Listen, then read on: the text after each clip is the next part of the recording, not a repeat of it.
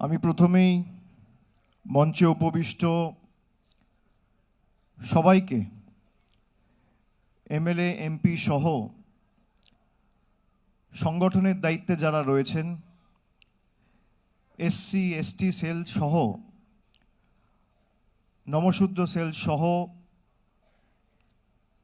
সাংগঠনিক পদাধিকারী, বিধায়ক, সাংসদ, মন্ত্রী এবং সর্বোপরি আজকের সঞ্চালিকা প্রতিমাদি, আমি তাকেও ধন্যবাদ জানাচ্ছি, আমার কৃতজ্ঞতা জানাচ্ছি। আমার আগে যারা বক্তব্য রেখেছেন আপনাদের বিস্তারিত বলেছেন আজকের কর্মসূচির কারণ, উদ্দেশ্য এবং লক্ষ্য। এবং বিগত 10-15 বছর 2011 থেকে 2026 আমাদের সরকারের একাধিক যুগান্তকারী প্রকল্প সিদ্ধান্তর কারণে বিশেষ করে তপশিলি জাতি, উপজাতি, জনজাতি, মূলবাসী, তালিকাভুক্ত প্রতিনিধিরা বিভিন্ন স্তরে বিভিন্নভাবে যেভাবে উপকৃত হয়েছে তার বিস্তারিত বর্ণনা তারা দিয়েছেন। আমি এখানে একটু আগেই এসেছি এবং আমি একাধিক বক্তার কথা শুনেছি, বক্তব্য শুনেছি। আমার বসে থাকতে থাকতে হঠাৎ করে মনে পড়ে গেল যে আজকের তারিখটা 2 মার্চ। আমরা কিছু ভেবে আজকের তারিখ হয়তো ঠিক করিনি, তার কারণ ফেব্রুয়ারি মাস জুড়ে মাধ্যমিক, উচ্চ মাধ্যমিক পরীক্ষা ছিল। যদিও আমাদের এই সভা, ইনডোর সভা আমরা আগেও করতে পারতাম, কিন্তু যেহেতু এসআইআর এর কাজ চলছিল, তৃণমূলের সর্বস্তরের জনপ্রতিনিধিরা মানুষের সাথে তাদের সীমাবদ্ধ সামর্থ্য অনুযায়ী তাদের সাহায্যের হাত বাড়িয়ে দেওয়ার জন্য মাঠে ছিল, ময়দানে ছিল। আমরা কোর্টে ছিলাম, পার্লামেন্টে ছিলাম, মাঠে ছিলাম, ময়দানে ছিলাম। কেউ 1 ইঞ্চি জমি জায়গা বিজেপি এবং তার সহকারী সংস্থা নির্বাচন কমিশনকে ছাড়েনি। আমরা হঠাৎ করে ঠিক করলাম, আমার কাছে যখন রাজ্যের তরফ থেকে একটা প্রস্তাব দেওয়া হয় যে এমন একটা কর্মসূচি আমরা করব যেখানে প্রত্যেকটা বিধানসভা থেকে 10 জন 15 জন করে প্রতিনিধিদের আমরা ডাকবো এবং তপশিলি সংলাপ যে দলের কর্মসূচি যেটা আজকে ঘোষণা করা হবে, তো আমি বললাম ঠিক আছে, তাহলে মার্চের 2 তারিখ করে দেওয়া হোক। রোববার সবার অনেক কাজ থাকে, সোমবার দেখে 2 তারিখ। আমার সকালবেলা একটা মেসেজ এলো, আমাকে একজন মেসেজ করে জানালো যে আজকের দিনে, আজ থেকে প্রায় 100 বছর আগে, 1930 সালে, মানে আজ থেকে প্রায় 94 বছর আগে, 96 বছর আগে, বি.আর. আম্বেদকর মহারাষ্ট্রে একটা নাসিকে মন্দির ছিল, কালারাম মন্দির। মূর্তিটা কালো পাথর দিয়ে তৈরি করা হয়েছিল বলে সেই মন্দিরের নাম ছিল কালারাম মন্দির। তৎকালীন ব্রিটিশদের পুলিশ এবং কিছু হিন্দু ধর্মের প্রতিনিধি বা মৌলবাদী হিন্দু যারা, তারা এসসি সম্প্রদায়ের মানুষদের সেই মন্দিরে ঢুকতে দিত না। আজকের দিনে প্রায় 15-20 হাজার মানুষ নিয়ে পায়ে হেঁটে বি.আর. আম্বেদকর সেই মন্দিরের বাইরে অবস্থান বিক্ষোভ করেছিল, আজ সেই 2 মার্চ। এটা কাকতালীয়, আমরা কিন্তু ভেবে চিন্তে সিদ্ধান্ত নিইনি যে আজকেই মিটিং করতে হবে। তার প্রতিকৃতিতে আমরা পুষ্পার্ঘ্য নিবেদন করেছি, মাল্যদান করেছি এবং বাবা সাহেবের দেখানো পথেই, সেই সংবিধানকেই পাথেয় এবং পথ চলার প্রেরণা করে তৃণমূল কংগ্রেস মাঠে ময়দানে লড়াই করছে। এমন এক পরিস্থিতি পরিবেশের মধ্যে আজকে দেশ দাঁড়িয়ে রয়েছে,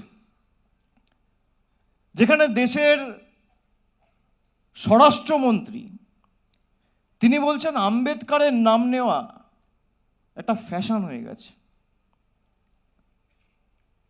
কেউ যদি আম্বেদকর আম্বেদকর বলছে, স্বরাষ্ট্রমন্ত্রী অমিত শাহর গায়ে লাগছে। এই খবর আপনি টিভির চ্যানেলে দেখবেন না, সমাজ মাধ্যমে কেউ হয়তো শুনেছেন, দু চারটে খবরের কাগজ পৃথকভাবে খবর করতে পারে, কিন্তু মেন স্ট্রিম মিডিয়া এই খবর কোনোদিন দেখাবে না। বিজেপির একাধিক নেতা কর্মী যেভাবে এসসি এসটি সম্প্রদায়ের প্রতিনিধিদের অপমানিত করেছে, বিশেষ করে 2014 সালে বিজেপি সরকারে ক্ষমতায় আসার পর থেকে আপনারা সবাই সেটা দেখেছেন। কিছু তথ্য যদি আপনাদের সামনে রাখি, শেষ যে এনসিআরবির ডেটা, অর্থাৎ ন্যাশনাল ক্রাইম রেকর্ড ব্যুরো 2025 সালের সেপ্টেম্বর মাসে যে ডেটা পাবলিশ হয়েছে, 2023 সালের যে রিপোর্ট হয়েছে, সেই রিপোর্টে যে রাজ্যগুলো শীর্ষে রয়েছে, তপশিলি জাতির মানুষের বিরুদ্ধে একাধিক অপরাধ, নির্যাতন বা আক্রমণাত্মক ঘটনার ক্ষেত্রে 1 নম্বর স্থানে রয়েছে যে রাজ্য বা প্রদেশ, তার নাম উত্তরপ্রদেশ। 2 নম্বর স্থানে রয়েছে রাজস্থান, 3 নম্বর স্থানে রয়েছে মধ্যপ্রদেশ। উত্তরপ্রদেশে তপশিলি জাতি মানুষের বিরুদ্ধে মোট নির্যাতন এবং অপরাধের ঘটনার সংখ্যা হচ্ছে 15,130টি। 1টা 2টো 4টে 10টা 100 200 নয়, 15,130। 2 নম্বর স্থানে রাজস্থান, 8,449টি ঘটনা। এটা আমি খালি এসসি বলছি। 3 নম্বর স্থানে রয়েছে মধ্যপ্রদেশ, 8,232টি ঘটনা। অর্থাৎ তপশিলি জাতির ক্ষেত্রে, তপশিলি তালিকাভুক্ত মানুষের প্রতি নির্যাতন, আক্রমণ এবং অপরাধের যে ঘটনা ঘটেছে, তার মধ্যে গোল্ড মেডেল পেয়েছে উত্তরপ্রদেশ, সিলভার মেডেল পেয়েছে রাজস্থান, আর ব্রোঞ্জ মেডেল পেয়েছে মধ্যপ্রদেশ। 3টেই ডবল ইঞ্জিন সরকার।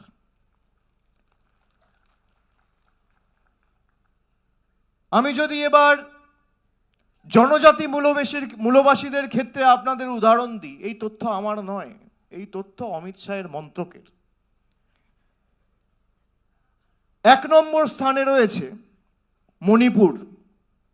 ঘটনার সংখ্যা, আদিবাসীদের উপর নির্যাতন বা অপরাধের ঘটনা ঘটেছে মণিপুরে 3,399টি, মানে প্রায় 3,400। 2 নম্বর স্থানে রয়েছেন মধ্যপ্রদেশ। ঘটনার সংখ্যা 2,858। 3 নম্বর স্থানে রয়েছে রাজস্থান। ঘটনার সংখ্যা 2,453। 3টেই ডবল ইঞ্জিন সরকার। যারা দলিত, আদিবাসী, জনজাতি, মূলবাসী, তপশিলীদের উপর দিনের পর দিন অত্যাচার করে, নির্যাতন করে, আক্রমণ করে, অপমানিত করে, পদে পদে লাঞ্ছিত, নিপীড়িত, অত্যাচারিত, শোষিত, বঞ্চিত করে, তারা আর যাই হোক সমাজের বন্ধু হতে পারে না। যার নেতৃত্বে হচ্ছে সেই কেন্দ্র সরকারের স্বরাষ্ট্রমন্ত্রী বলছেন আম্বেদকরের নাম জপ করা এখন ফ্যাশন হয়ে গেছে। আজকে সেই তপশিলি জাতির বাংলায় যারা বসবাস করেন বা জনজাতি মূলবাসীর প্রতিনিধি মায়েরা, বোনেরা, আমরা 2021-এ নির্বাচনের আগে আমরা বলেছিলাম তপশিলি মায়েদের বা বোনেদের বা দিদিদের আমাদের সরকার ক্ষমতা এলে আমরা লক্ষ্মীর ভাণ্ডার দেবো মাসে 1,000। 5 বছরের মধ্যে আজকে 2026 সবে শুরু হয়েছে, ফেব্রুয়ারি মাসের বাজেটে ঘোষণা করেছে মার্চের 1 তারিখে তপশিলি জাতি এবং জনজাতি মূলবাসীর মায়েরা 1700 টাকা করে লক্ষ্মীর ভাণ্ডার পেয়েছেন। এক একজনকে 1700 টাকা করে লক্ষ্মীর ভাণ্ডার দেওয়া মানে বছরে 20,400 টাকা করে একজন মহিলাকে দেওয়া।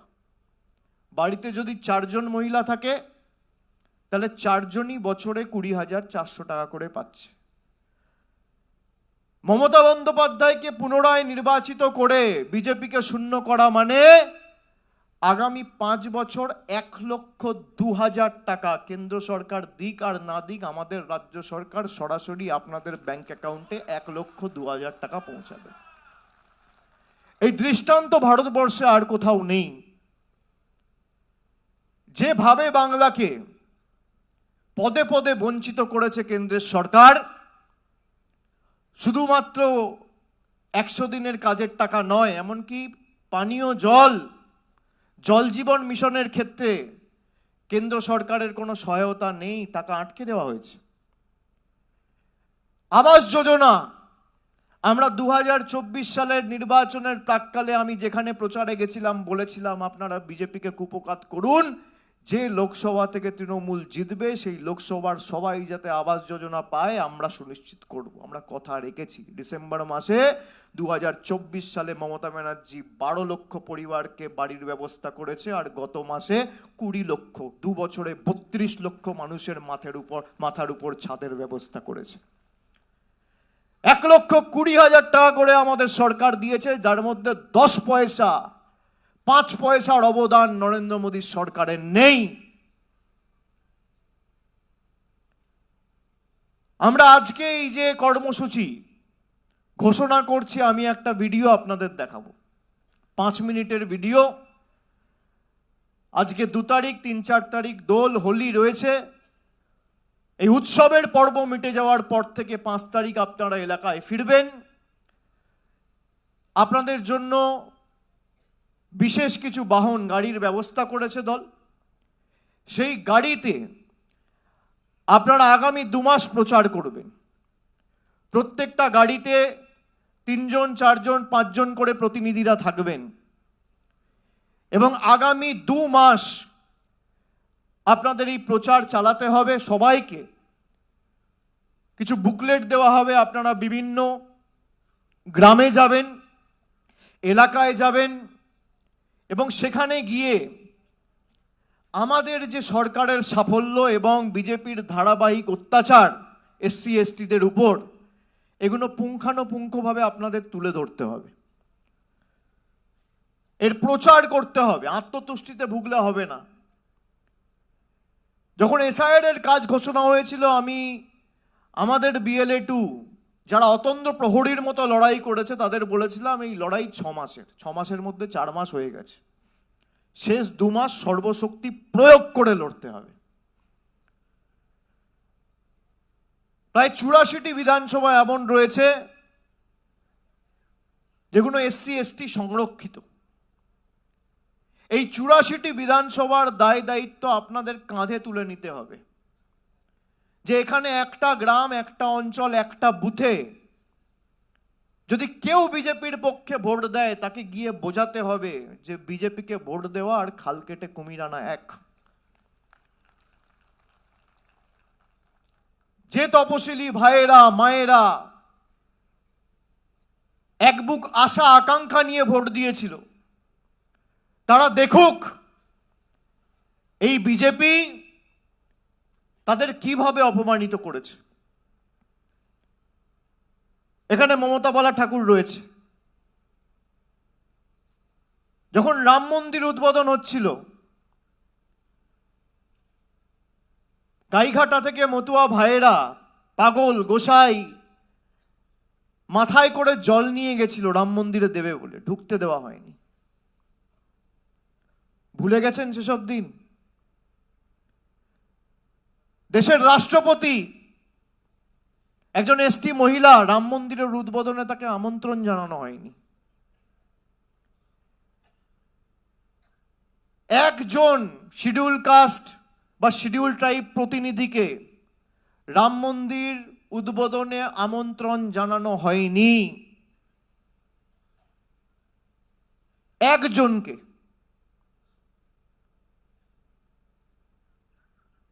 আমাদের গর্বের যে দেশের রাষ্ট্রপতিও এই বাংলার মাটিতে এসে জয় বাংলা বলে গেছে। বাংলার মানুষকে বিজেপি বাংলাদেশি বলে আখ্যায়িত করে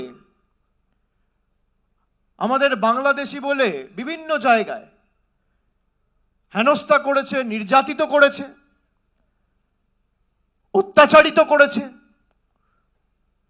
অবহেলিত করেছে। এর জবাব আগামী 2 মাস পর মে মাসে বিজেপি পাবে। কিন্তু আমাদের আত্মতুষ্টিতে ভুগলে চলবে না যে আমরা তো ভালো করছি, জিতবো। লড়াই বুথে, লড়াই গ্রামে, লড়াই মাঠে, লড়াই ময়দানে, যে অঞ্চলে, যে পাড়ায়, যে গ্রামে বিজেপিকে ভোট দিয়েছিল এসসি এসটি সম্প্রদায়ের মানুষরা, তাদের বোঝাতে হবে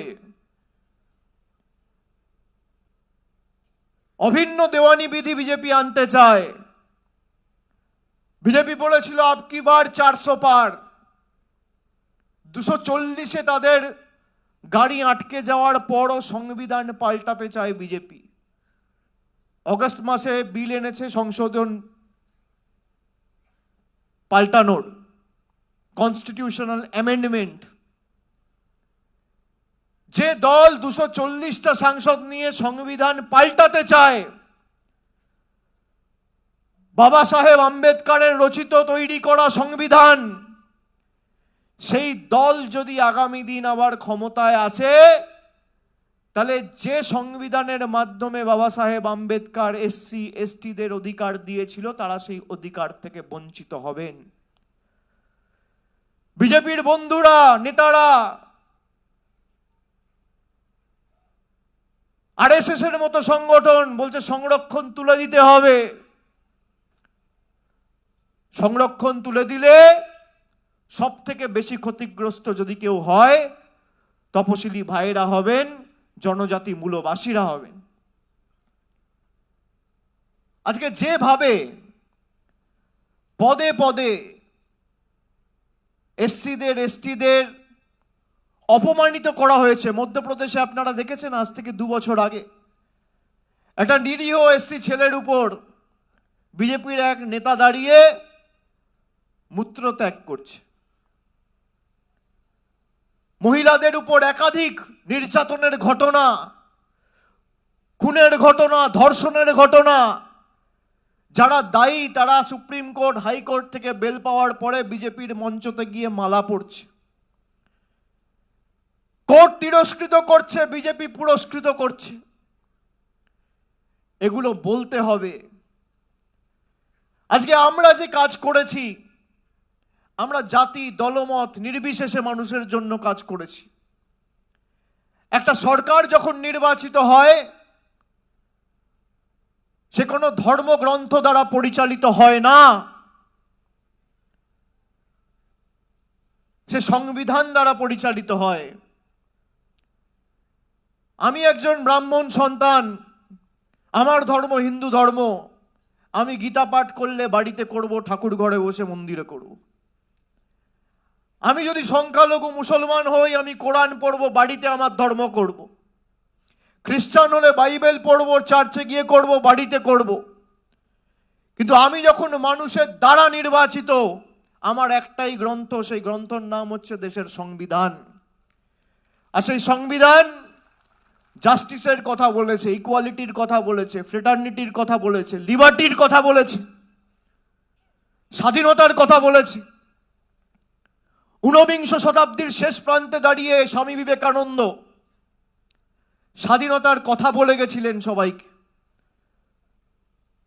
আমরা বাক স্বাধীনতার কথা শুনেছি স্বামীজির মুখে। তিনি শিক্ষায় স্বাধীনতা বলেছেন, ভালোবাসায় স্বাধীনতা বলেছেন, বাক স্বাধীনতা বলেছেন। আজকে আমি কি করব, কি রঙের জামা পরব, কার নাম ভোটার তালিকায় থাকবে, কে চিকেন প্যাটিস বিক্রি করবে, কে এগ চাউমিন বিক্রি করবে আর কে এগ রোল বিক্রি করবে, যতদিন বাংলায় আমরা আছি বিজেপির বাবা আর জমিদাররা দিল্লিতে বসে ঠিক করবে না। শেষ রক্তবিন্দু পর্যন্ত এই লড়াই চলবে। আর আগামী দিন 250-এর বেশি আসন নিয়ে চতুর্থবার মমতা ব্যানার্জিকে মুখ্যমন্ত্রী করার লড়াইয়ে লড়াই। আমি কৃতজ্ঞ ঝাড়গ্রামের কাছে, বাঁকুড়ার কাছে, পুরুলিয়া সিটটাও আমরা অল্প ব্যবধানে হেরেছি, আরামবাগে আমরা জিতেছি। উত্তরের কিছু জেলায় হয়তো আমাদের প্রত্যাশিত আশানুরূপ ফল হয়নি, আমরা মানুষের কাছে যাব। কিন্তু যে বিজেপি 18টা আসন পেয়েছিল 2019 সালে, আজকে বিজেপির 6টা আসন কমে 12 হয়েছে। আগামী দিনে এদের শূন্য করতে হবে। তার কারণ আপনার বাড়ির উঠোনে যদি 18টা বিষাক্ত সাপের জায়গায় 12টা কেউটে ছেড়ে দেওয়া হয়, পরিণাম একই হবে। সাপকে দুধ কলা দিয়ে পুষে বশ্যতা স্বীকার করানো যায় না, এরা বাংলা বিরোধী। এদের শূন্য করার লড়াই। যে বিজেপির প্রতিনিধিরা 2021 সালে বিধায়ক হয়ে জিতে বিধানসভায় গেছিলেন, দেখুন তো তাদের বিধানসভায় পারফরমেন্স। এদের কেন্দ্রে সরকার ক্ষমতায় রয়েছে। যারা ডবল ইঞ্জিন সরকারের কথা বলেন, আপনি চলে যান উত্তরের জেলায়, আপনি চলে যান রানাঘাটে, আপনি চলে যান বনগাঁয়, দেখুন তো কোন বিজেপির বিধায়ক, বিজেপির সাংসদ, বিজেপির কেন্দ্রে সরকার ট্রিপল ইঞ্জিন সরকার। পয়সা, কটা গরিব মানুষের জন্য, কটা প্রকল্প, কটা নিরীহ মানুষের মাথার উপর বাড়ির ছাদের ব্যবস্থা, কটা যুবক যুবতীর হাতে কর্মসংস্থানের নিয়োগপত্র, কটা গ্রামে কটা রাস্তা। 5 বছর ক্ষমতায় থাকার পরেও, মানে যারা বিধায়ক হয়েছে, নির্বাচিত হওয়ার পরেও একটা গ্রামে ঢুকে খুঁটি পুঁতে 10 ওয়াটের বাল্ব পর্যন্ত এরা লাগায়নি, একটা টিউবওয়েল পর্যন্ত লাগায়নি। তারা আজকে লক্ষ্মীর ভান্ডার নিয়ে ব্যঙ্গ বিদ্রুপ করছে, যুবসাথী নিয়ে ব্যঙ্গ বিদ্রুপ করছে। খুব গায়ে জ্বালা হয়েছে। আমাদের সরকার মানবিক সরকার, আর বিজেপির সরকার দানবিক সরকার।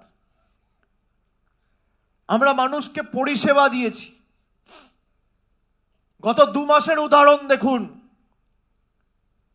2 রাজনৈতিক দল, তৃণমূল, বিজেপি, একজন এসআইআর করে মানুষকে লাইনে দাঁড় করিয়ে তার মৌলিক অধিকার কেড়ে নিচ্ছে।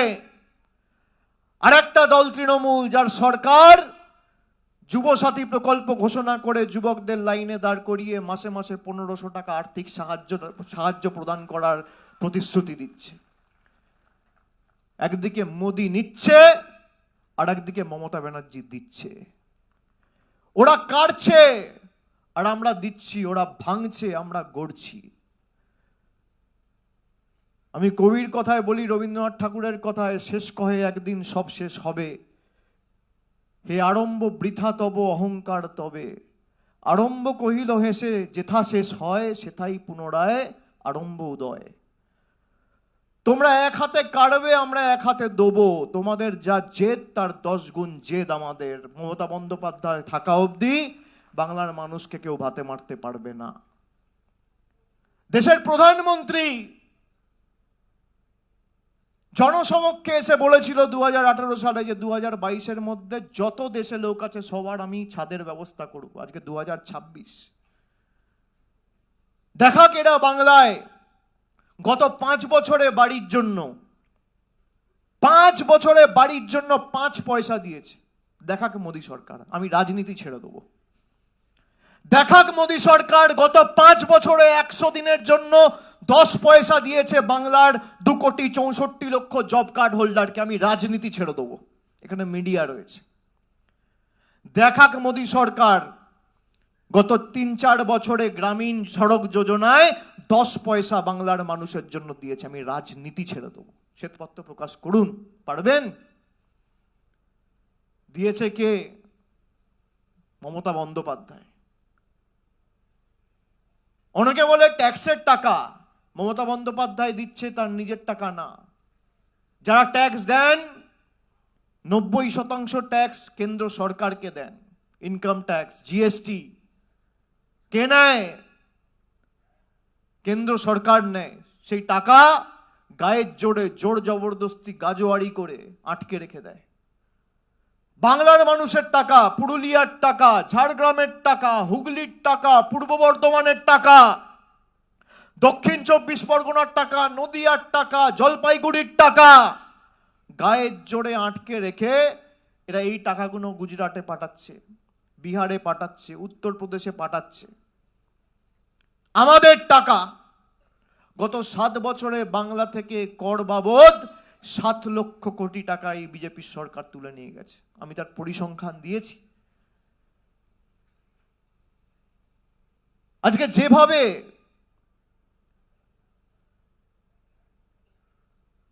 আমাদের উপর শুধু এসসি এসটি বলে নয়, আমাদের মনীষীদের বিপ্লবীদের হেয় করা হয়েছে, ছোট করা হয়েছে। বিজেপির নেতারা এসে রবীন্দ্রনাথ ঠাকুরকে বলছে রবীন্দ্রনাথ সান্যাল, ঈশ্বরচন্দ্র বিদ্যাসাগরের মূর্তি ভাঙা হয়েছে, স্বামী বিবেকানন্দকে বলা হচ্ছে অজ্ঞ বামপন্থীর প্রোডাক্ট, সাহিত্য সম্রাট বঙ্কিমচন্দ্র চট্টোপাধ্যায়কে বলা হচ্ছে বঙ্কিম দা। আপনি ভাবুন দেশটাকে কোথায় নিয়ে গেছে। কাল থেকে রথযাত্রা শুরু করেছে জমিদার বাবুরা। আমরা রথযাত্রা আষাঢ় মাসে হয়, শ্রাবণ মাসে হয় শুনেছি, জুলাইতে হয়, অগস্টে হয়, ওই ফেব্রুয়ারি মার্চে রথ হয় আমি প্রথম দেখলাম। আমরা জগন্নাথ দেবের রথের কথা শুনেছি, আমরা মহাভারতে শ্রীকৃষ্ণ অর্জুনের রথের কথা শুনেছি, আমরা দেবদেবীদের রথের কথা শুনেছি। 2 নম্বর চিটিংবাজদের রথের কথা শুনিনি, এই প্রথম শুনলাম।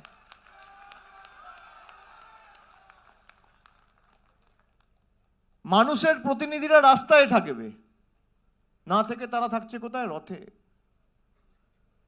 আপনি ভাবুন, মানুষ যাদের নির্বাচিত করেছে তাদের পাই যদি মাটিতে না পড়ে, তারা যদি রথে বসে ভাষণবাজি করে আর নির্দেশিকা জারি করে আর নিদান দেয়, আর ক্ষমতায় না আসার পরে বিরোধী দলে থেকে রথে চড়ছে, তাহলে যদি ক্ষমতায় থাকতো এরা কিসে চড়তো?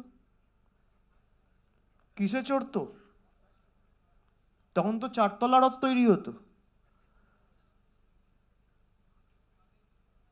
70টা এমএলএ পেয়ে রথ, তাহলে এরা যদি 200 পার করতো কি হতো? বা আরো 70টা আসন বেশি পেত কি হতো? কে চিকেন প্যাটিস বিক্রি করবে আর কে ভেজ রোল বিক্রি করবে বিজেপির নেতারা ঠিক করছে। বিজেপির বিহারের উপমুখ্যমন্ত্রী বলছে মাছ মাংস বিক্রি করা যাবে না। কারা মাছ খান একটু হাত তুলুন তো, কারা খান? খান তো? আপনাদের এলাকা দিয়ে যখন রথ যাবে একটু মাছ মাংস ডিম খাওয়াবেন, এদেরকে রান্না করে দাঁড় করিয়ে রাখবেন, না খেলে না খাবে। অতিথি দেবো ভব, বাসুদেবা কুটুম্বকম। আমাদের কৃষ্টি সংস্কৃতি তো আমাদের তাই শেখায় যে বাইরে থেকে যদি কেউ ঘুরতে আসে আমরা অতিথি আপ্যায়ন করব, আমাদের আতিথেয়তায় যেন তারা মুগ্ধ হয়। কারোর বাড়িতে কেউ এলে কেউ মিষ্টি আনে, কেউ দই আনে, কেউ সন্দেশ দেয়, কেউ শরবত দেয়, আবার যদি মায়েরা একটু বেশি করে রান্না করে তখন ভাত দেয়, সাথে একটা ডিম থাকলে ডিম দেয়। আমি বলবো মাছ মাংস সব তৈরি করে রাখবেন, হাতে করে নিয়ে দাঁড়িয়ে থাকবেন বাবুদের জন্য। বাংলায় কে মাছ খাবে কে মাংস খাবে বিহারের উপমুখ্যমন্ত্রী ঠিক করছে।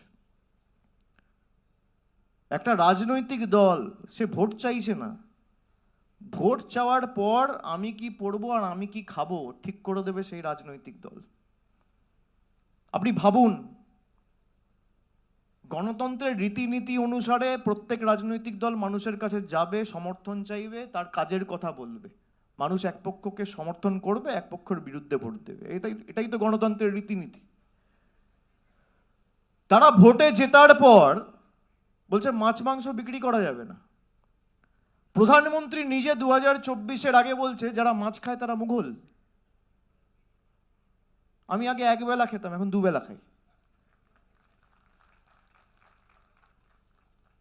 এদের সাহস কোথায়, কোন জায়গায় গেছে? যখন রথ যাবে তখন হাতে করে কেউ একটু সন্দেশ, কেউ একটু মিষ্টি নিয়ে থাকবে, আর বলবেন আমাদের টাকা তো আটকে রেখেছেন গত 5 বছর ধরে, যেটুকু যে পাবেন, দরকার হলে 10 টাকার একটা মিষ্টি কিনে খাওয়াবেন, 5 টাকা দিয়ে 1 কাপ চা কিনে খাওয়াবেন, বলবেন আমাদের টাকা 1 কাপ চা খেয়ে যান। এটাই বাংলার আতিথেয়তা।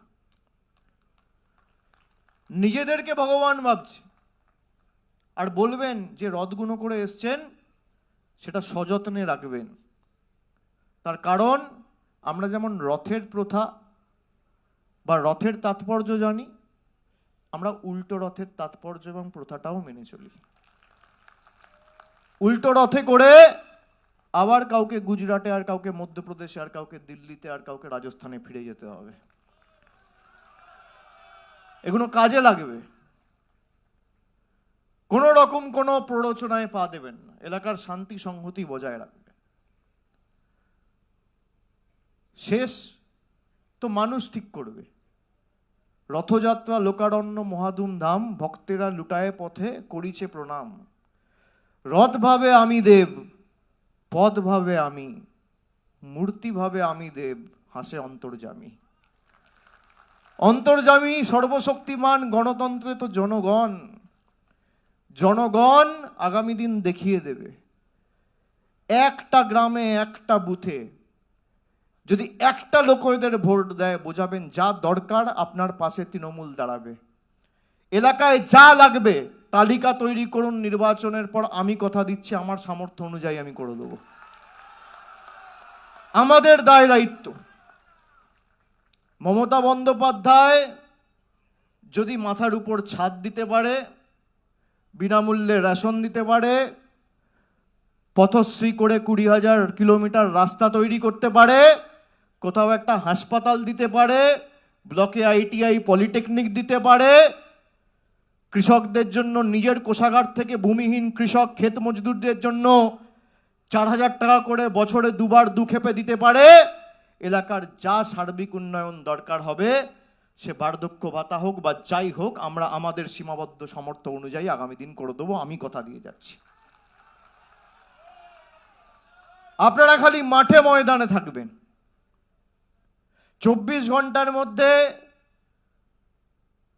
যতটুকু ঘুম, খাবার দাবার, স্নান করার সময় ছাড়া বাকি পুরো সময়টা আগামী 2 মাস বাংলা মায়ের জন্য দিতে হবে, দলের জন্য দিতে হবে, রাজ্যের জন্য দিতে হবে। এবং এমনভাবে লড়াই করতে হবে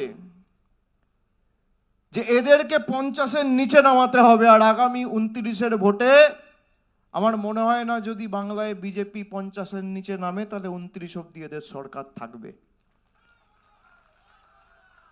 যাদের জোর জবরদস্তি আন্ডার অ্যাডজুডিকেশন করে রেখে দিয়েছে, বাংলার মানুষ তাদের আন্ডার অ্যাডজুডিকেশন মেতে করবে।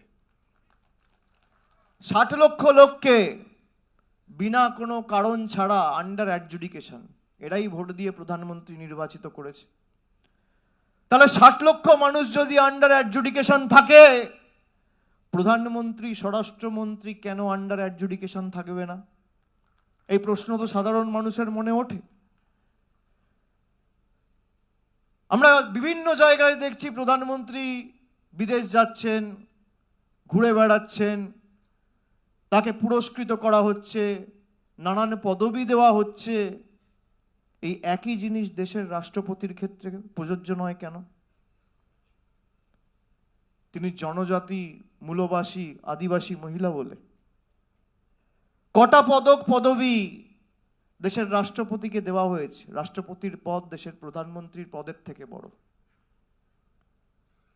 সেই রাষ্ট্রপতিকে কটা পদক পদবি দিয়েছে? যেই পদকগুলো দেওয়া হচ্ছে তাদের কোনো ম্যাক্সিমাম পদবীর বা পুরস্কারের কোনো অস্তিত্ব ছিল না, প্রথমবার তৈরি করা হচ্ছে। দিক, তাতে অসুবিধা নেই, কিন্তু দেশের রাষ্ট্রপতিকে কেন পুরস্কৃত করা হবে না? দেশের রাষ্ট্রপতিকে কেন রাম মন্দিরের উদ্ঘাটনে বা উদ্বোধনী অনুষ্ঠানে ডাকা হবে না? মতুয়া ভাইদের জল কেন গ্রহণ করা হবে না? জোর জবরদস্তি মতুয়া ভাইদের নাম কেটে দেওয়া হবে। বিজেপির প্রতিনিধিরা শান্তনু ঠাকুর হোক বা অসীম সরকার, তারা বলছে এরা মরলে মরুক, এটা আমার কথা না।